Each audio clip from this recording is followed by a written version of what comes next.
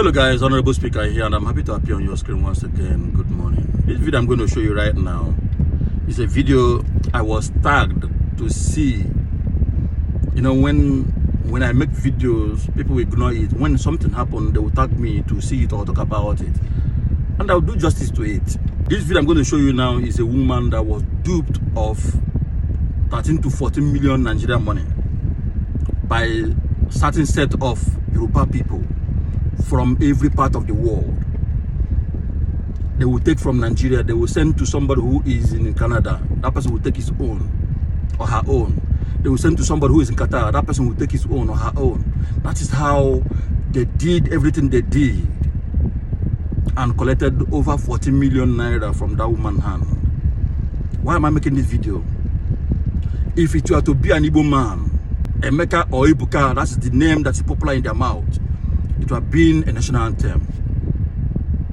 Am I saying this is a Yoruba people handwork? No, but this and many other videos I'm going to show you later are done by Yoruba people, and nobody's calling them names. If it were to be Igbo man, everywhere will boss. Your hatred against Igbo people will consume all of you. Those of you who have formed the habit of talking against Igbo people, no matter what, it will consume all of you. Karma will come straight to you. I will allow you to watch this video by yourself and tell me what you think about this video. Until I see you in my next video, I remain your friend, Honorable Speaker. Bye for now. Good morning. Yeah, good morning, sir. My name is Blessing Babalola. So what exactly is your story? It happened 2023.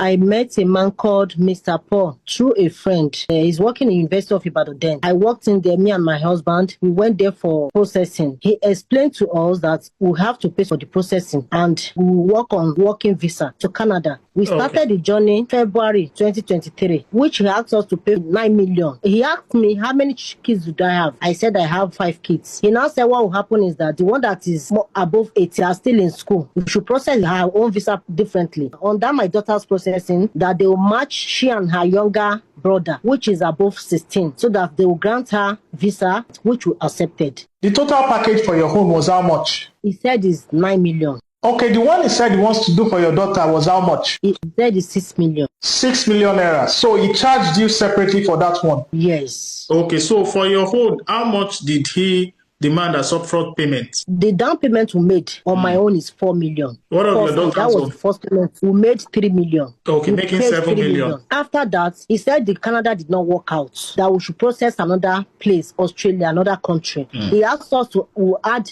money to it. We comply with him. We paid another 2 million, making 9 million. Now, when he was doing that processing for Canada, did he show you any proof to validate the claim? He did not. Okay, so as of the time that he gave you that second suggestion, did you bother to ask him concerning updates regarding the application he was doing on behalf of your daughter before you gave him that 2 million naira? I did not. What he told me that we should settle my own first, that when we settled my own, they will proceed on my daughter's son. There was one woman he attached to this processing that stays in UK, Mrs. Bukola Akiniyi. The woman do call me and start telling me that they were on the processing, that I should not worry. So it was around after a year, Mr. Paul now sent a message to my husband that UI sent him to a conference center in Canada, that we should not worry, that he's still on the process. After a year, when the Canada did not work out, Mrs. Bukola Akiniyi sent us a message that we should put into Australia since the Canada did not work out, which you agreed. On the processing again, at the end of the day, nothing worked out from it. So then I started provoking that after all years, you people wasted all our time. That was after how many years? After a year plus, Mr. Pona came in that we should not worry. We will make sure he see the end of this traveling, that we should leave the Bukola, that she has done her own, that we should not worry. So we started calling Mr. Paul. So he started giving us hope that we should not worry. He gets to a stage, after going to 2 years, I now called him. I said, I'm no more interested. He should refund the money. After that one, he now said, okay, now we should process Romania, that the Romania is among the Schengen, that when I get the visa, I'll be able to travel to 21 countries. I accepted. He told me in the next 3 months, the visa will be out. After 6 months, I did not hear anything. He still introduced another person to me again after the Bukola has done her own part. he introduced another woman called Bukola again, which I don't know her in person. That one based in UK. That one spoke to us that Paul have explained everything that happened. That by his grace, he will work on it. He will make sure we get the visa. So we started calling on that one. When we called her, she said she's still on processing. That we should not worry. She started giving us hope. Then it gets to a stage, nothing worked out. We now requested for the fund that me, I'm no more interested. This if was I which called year? him, that was late last year. Okay. Refund my money. Let me establish with my money because I sold all what I can sell. Even my husband, nothing for him anymore. This is the money we paid for we to get a better offer, not knowing that it's meaningless to them. When you were going through all this, did you bother to ask him concerning the one he was processing for your daughter? I did not. And he didn't give you any updates? He did not give us. He did not even say anything about my daughter's son. When I was asking for the money, that I'm no more interested in the journey. This is over 2 years now. Nothing has been done. Along the line, I'm the applicant. You were the main applicant for which visa to which country? That is Canada. Along the line, they called my husband for biometric. I was now asking him that, I'm the applicant. Why is the dependent one is the one that went for biometric? What is happening? Up till now, my husband did not hear anything from the Canadian embassy. If we ask them, I don't really know what they are saying about it. So after that, he joined me and the second Mrs. Bukola. That one has been talking to me and my husband. Later, that one sent a work approve this thing is on my phone that me I should prepare that we are going to biometric. On getting to the day, she called again that they have changed the date. Biometric for which country? For the Romania. Okay. Up to today, I did not hear anything about the Romania. He started working on Albania again. I Google searched the Albania. I had about 80% bad of Albania. When she sent the visa to me, I told her, I said, what I'm hearing about this Albania is not sounding good at all. The Mrs. Bukola and Mr. Paul joined on conference center. Started telling me that I'm talking about Albania. Is Albania not better than Nigeria? That I should not focus on that one. I should focus on what I'm going for, which I agreed. We started processing. They gave me the visa when I'm ready to go, because when I heard about the ticket fee, is roughly 3.5. which I don't have it at hand. My husband sold his car to get the money. And then Paul don't talk to me anymore. When I start calling him, I'll be asking for my money, that me, I'm not traveling again. During that period, he blocked me. So the Mrs. Bukola now said, okay, we should go and buy the ticket. That if we want to buy the ticket, we should buy from Turkish Airways. And I have a boy that helped me to order for the ticket online. On the processing of getting that ticket, I'm still calling the Mrs. Bukola. She was the one directing us how to get the tickets. Not knowing that there is one particular this thing they're supposed to attach to the ticket, which they called OK to board. They say without that OK to board, once you get to that country, they will return you back to your country. But which me, I don't know anything about it. So when he now asked us that we should ask for the OK to board from the You Fit Fly now told us that they were not the one in charge of OK to board. It's the person that processed the visa that will get us the OK to board. I now returned the call to the woman and explained to her that they said the ticket is only what they can issue. The OK to board is from the agent that processed the visa. I told the woman asked, okay, we should buy the ticket, that they'll process the OK to board. Along the line, we bought the ticket 3.4 years. He now gave me another person's number. He's an agent that we should call the man. The man will help me to process the OK to board that I'll attach to my ticket and visa. I called the man. I told the man that so person asked me to call you, that should help us to process the OK to board. The man now tell me that I should go and collect my money back from You Fit Fly, that they can't get me OK to board. That was why I started crying that they have told us already that there's no way for refunding. So the man now interfered. Before they gave the money back, it spent like 2 months. They gave us 3 million instead of 3.4. So now you didn't go to Albania. So what was the next thing? Did you reach out to that second Mrs. Bukola to inform her that these are your findings? Yes, sir. We called her. I started crying. Why are you people frustrating me this way? You know quite alright that there's no way I can go without OK to board. And you gave me this visa. How do you want me to go about the OK to board? And which you know that you're the one that's supposed to get it for me. So you want me to go and lose money and say maybe I've traveled. After all, I've traveled to the country. She now said I should not worry. That in as much she's alive, she'll still get me another visa. On my way home, she joined me with the Paul house himself, joined me with on conference call on my way to my Ibadan, because but I thought you said Paul had blocked you. He blocked me. He now called on behalf of the thing that happened. My husband don't even want to listen to him. So the woman now called me on now that I should not worry. In the next 2 weeks now, she will get me a visa. After the second week, they sent me Qatar visa, which is Aya visa. When I get there, I'll pay 1.3 million. They will get me a job with it. So which I made the payment is the same Mrs. Bukola, the second Bukola, that helped me to process the visa. And when she processed the visa, she was the one that bought me tickets, which she asked me to pay for the tickets. I paid 2.5 for the ticket. On getting to the airport, I spent 6 days for them to get me a ticket. It was when I started sparking that what is delaying the ticket? Why is it delaying? After all, the ticket is 1.4. At the end of the day, they bought the ticket 1.4 and she collected 2.5 from me. Still yet, when I got to Qatar, she linked me with one woman that it was that woman that helped me to get a job, which I've paid. They asked me to pay 1.3. That should What's get the me name a of job. that woman? Mrs. Christie. Okay. That should get me a job. Should get the company that should get me that I'll be working with will help me to process my ID card with the Aya visa. So I don't know anything about it. It was when I got to Qatar, I called her. She said I should go to the hotel. I stayed in hotel for a day. I now called her that I can't afford staying in hotel. But you told me that the work is already done. That once I get to Qatar, I'll resume to my work. She now Now, said, for the benefit of those that don't understand Haya visa, what is Haya visa? Haya visa, according to them, they say Haya visa is only for tourism or visiting, that you can never use it for work, and it's only for 30 days, and which is what they give to me, 30 days visa. And me, I don't know anything about it, but they keep promising that they'll get me a job, they'll get me an ID from the company, which I agreed with. So on getting to the place, she now asked me that she will send me a number, the same Mrs. Christie that they attached me with. She now sent me a number that I should call the person, that the person will take me to accommodation. The person I called the person said I have to pay for the accommodation. So our Nigerian money is 308,000, which I paid because I have to stay 3 years per month. When I paid, I stayed in the room. I called the Mrs. Christie that I've gotten accommodation on. But you didn't tell me that I'll still come and pay for accommodation. You told me that once I get to Qatar, they'll take me to where I'll be working. She said I should know what they are on holiday. I should hold on. They are working on it. I spent 18 good days in that house. So when I talk, she said I should not let people know what I'm with, that I should not let them know the kind of visa that I'm holding, that there is process on it. That makes me not to open up to people. But people that I asked, and my roommate started telling me that there's nowhere in this Qatar that I can use Haya to work. The only work I can get here is slavering work. They call it indoor work. That for any company to get me a job with this Haya is never done in Qatar. The mistake you made was that you didn't do your research very well. And I did not. Just, because of your desperation to leave Nigeria, they gave you an offer, you didn't research, and you just left. You know, personally, I stayed in Qatar for over 6 months, and I had my work visa. I had a Qatar ID. In fact, I can stay as much as I want to because all my documents were intact. But right on, please. That was the mistake I made.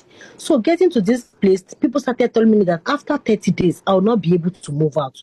That if I should move out, if I should caught by police, is deportation straight away. I called the woman. The woman said I should hold on. It was on 19th days of my staying that she now sent someone to come and pick me. They took me to where I'll be working as a slavering. When I what kind of work? Place, they call it living job. I'll be taking care of the whole house. I'll be cooking for them. So that was the place they took me to. And I called her, but this is not what you told me. You said I'll be doing a teacher work or I'll be doing a caregiver job. But they asked me to be doing here is different from what you told me. She said I should be doing it. That later they will process it. This and that. I started doing the work. Meanwhile, they told the woman that I know how to cook Arabic food, which I don't know how to cook. And they gave me ID, that whenever they ask for ID, I should provide the ID, which the ID carried Uganda name. I'm Nigerian. So when they gave me the ID, the husband of the man is a Qatari. She now asked me, do I have ID?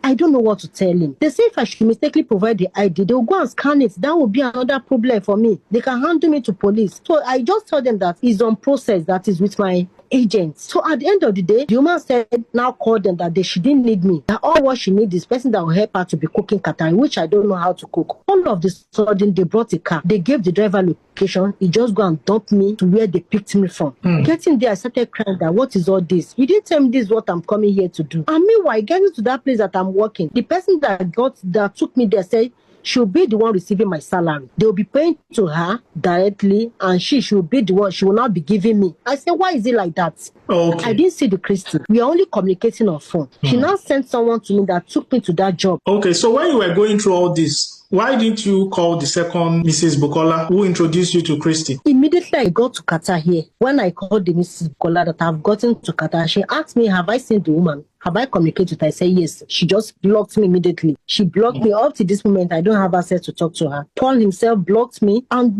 meanwhile, I now told the Mrs. Christy that I should tell the Mrs. Bukola too. She was one that got me, that bought me ticket, that I should go and open my ticket, that I want to go back. Since this place is not okay for me to stay, because what I'm saying here is different from what you told me, that I should go and open the tickets for me. They did not open the tickets until the ticket got wasted. So at the end of the day, I started opening up to people. People now started calling the Mrs. Christy that why did they do this to me? I went to Nigeria embassy before my stay expired. I went there to go and open up to them. They now called the Mrs. Christy that where on earth they used to use higher visa without exiting. Before you convert higher visa to work visa, you have to exit from Nigeria, from the Qatar. Yes, exactly. That you have to exit. Where on earth did they used to give higher visa ID card to work? Where on earth? They started asking a series of questions. At the end of the day, they now concluded that, okay, the money I paid for the job, they should use it to buy tickets for me and let me go back to Nigeria peacefully, which she agreed on doing. Firstly, I insisted that they should give me the money. They should not buy tickets for me. Let me buy the tickets myself. Due to what I experienced from the beginning, they said no, they will not give me the money. They will buy the tickets, which I accepted due to what those people say about it. At the end of the day, they bought the tickets, sent the ticket to me, not knowing that it's a fake ticket. How do you got to know it's a fake ticket? I got to the airport. They scanned it. They said the ticket is not registered. You got to the airport with the intention of traveling back to Nigeria? Of traveling back, yes, sir. Go to the airport 3 a.m. in the morning. Due to I've already overstayed for like 3 days, I said, let me go and sort it out. If they can just overlook the 3 days. I went there so that before 8 in the morning that I'll board the flight, that let me go and sort the 3 days out before the time. On getting there, they said the ticket is not valid. I called the Mrs. Christie, see what is happening. She said, I should hold on, let her call the agent in charge of the ticket. When they called the agent, she now sent me a voice note that I should remain in the airport there, that they are working on the ticket, that I should not go, that the ticket started saying sort of thing that I should hold on, that I'm leaving there today. I waited. They started posting me. It was around 9 p.m. at night. She now sent me another message that I will not be able to go today again, till tomorrow, that I will follow Ethiopian airline that will land in Qatar. They will now join me there. I will go, that they are working on it. I started crying. Meanwhile, I don't have any money with me anymore. All the money I have is one I used to take back. Even before that, the people are feeding me. There is no way I can feed myself. Along the line, even the person I met that gave me 20 riyal, it was a Nigerian man that came to drop some parcel to people to drop for them in Nigeria. And now explain what I'm passing through. The man gave me 20 riyal. On getting to a Ganta to buy water to even take, they said it's 50 riyal, which I can't afford. Throughout that day, I did not eat, I did not drink water. It was around 9 a.m. that he now said, they didn't even call, they sent me a voice message that I should just wait till tomorrow morning. I will board another flight going to Nigeria. Around 9 p.m. Yes, that was when the message came in. And I said, from the Christy, I started crying that why are you greedy like this? Why are you so wicked? You didn't even bother of me staying here without no food, without no water. You know my condition all these days. I started crying before I now called one of my roommates and I said, tell her what I'm passing through. She sent her brother to me that they should come and pick me from the airport, that I'm stranded there. That was how the man that came in was one that come to my rescue. He now took me, even when he saw me, he saw the way I was shivering, without food for the whole day, with the stress over me. The man was afraid. Now I said, what happened? I started explaining that I'm dying, that I've not even tasted anything since morning. Even to take water, I did not take. He was the man that now came to my rescue. He took me to a restaurant. He bought me food. He bought water. I can't even eat the food that moment because the way I was that period, I only took the water. I drank the water. I finished the water. He now said I have to relax, that the way I was now, that so that something will not happen to me, that something bad will not happen to me. I said, what I experienced today is even worse than the one I've experienced since I came to Qatar. The man took me to where I stayed. On getting there, the man in charge of the house said he can't accommodate me any longer. That if I didn't leave the house, he will call the police. He will call the police to take me away here. That he can't afford keeping me here with the visa I'm with. That police they are ready these days in Qatar. That I don't want to be involved in anything that will affect it. That's how I've been indoors since how many days now. I can't go out. I'm just indoor like a prisoner. That's what I'm into now. That's my present situation now. Okay, so have you been able to contact Christy since then? She has also blocked me. All the message I sent to her, she did not even receive it. She didn't even care my well-being. He didn't care. None of them care anymore. And during this period, did you hear anything from Mr. Paul? I did not. They have blocked me. What exactly do you want from Nigerians who will be watching this video interview? All I want from Nigeria is they should help me out to leave this place because I can't continue staying this way without nothing. I don't have freedom to move out. I don't have anything to eat. And they should help me to call Paul out. Even the Mrs. Bukola Akiniyi and the other Bukola. Because all what I have, I sold my cars, I sold my property before coming down here. As they promised that they will get that job is available, that the job is done already, thinking that once I get there, I'll resume to the work, not knowing that there's no work, that there's nothing. They should help me to call them out. What I've done to deserve all this, with all these payments, I have my evidence and all what they told me about this higher visa.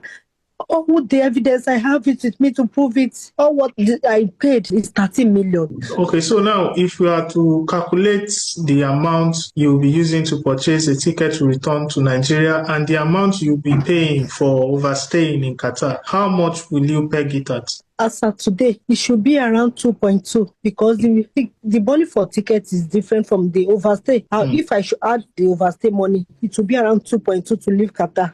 As of today, in fact, the trauma over me, I don't know if I can survive it. I don't know because these people has caused a lot of damage to me. They have caused a lot of health damage because as of now, I'm in trauma. As if I can't even restore anything in my head, in my brain. The way I'm overthinking, I'm loaded with thinking. Even my children have been calling me. Whenever they call me, they will see me crying. They'll be asking, Mommy, what is happening? I can't explain to my children what I'm facing. Please, I'm begging on behalf of my children. Please, they should just try to rescue me because the children, Paul himself did not even care. None of them show any concern of my staying. They don't care. Please, and they should help me to call the Nigerians should help me to call Paul out, please. They should help me to call Paul out. Because I've invested all my money on this traveling. I don't have anything. Even my car I'm driving in Nigeria is what I sold to buy the ticket. At the end of the day, I did not get anything from it. I'm really sorry you're going through all this. It's really traumatizing, and it is my hope that people who will see this video will find a way to render one or two assistance. But I hope you've learned lessons there, that you don't just rush when you are making decision of traveling abroad. So please just stay strong and let us hope that something positive will come out of this. Okay? Yes, sir. Okay. Thank you, sir.